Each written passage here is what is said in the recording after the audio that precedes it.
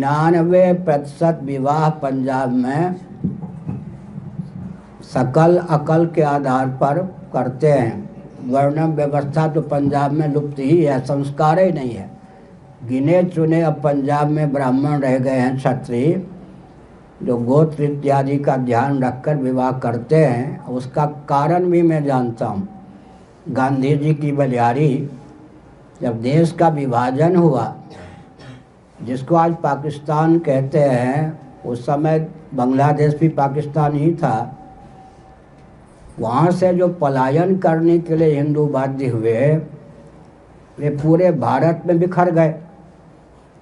अब उनके साथ बेटी भी थी, बेटे भी थे, कुंवारे कुंवारी, सब तो बाबा नहीं बन सकते थे। और बिरादरी का प्रश्न इसलिए समाप्त हो गया कि वो परिस्थिति बस पूरे देश में बिखर गए। जैसे तैसे उन्होंने रोटी आदि की व्यवस्था धीरे धीरे की।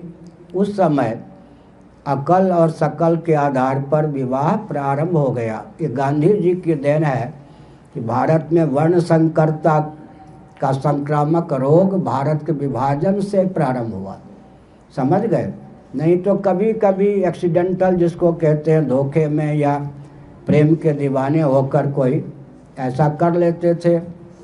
लेकिन ये जो वर्ण संकरता की बीमारी आई, ये भारत के विभाजन के गर्भ से आई। तो सबसे बड़ा धार्मिक दृष्टि से अपराध ये हुआ विभाजन का कि वर्ण संकरता से भारत क्या हो गया, आच्छादित हो गया। अब धीरे धीरे उनकी 70 वर्षों में 3-4 पीढ़ी बीत गई। अब उनके संस्कार ही लुप्त हो गए कि विवाह में गोत्र आदि का ध्यान रखना चाहिए। फिर अमुक हिंदुओं की संस्था, अमुक हिंदुओं के प्रधानमंत्री, अमुक हिंदुओं के मुख्यमंत्री पानी पी पी कर वर्ण संकरता को प्रोत्साहन दे रहे हैं। ये कलयुग की महिमा है।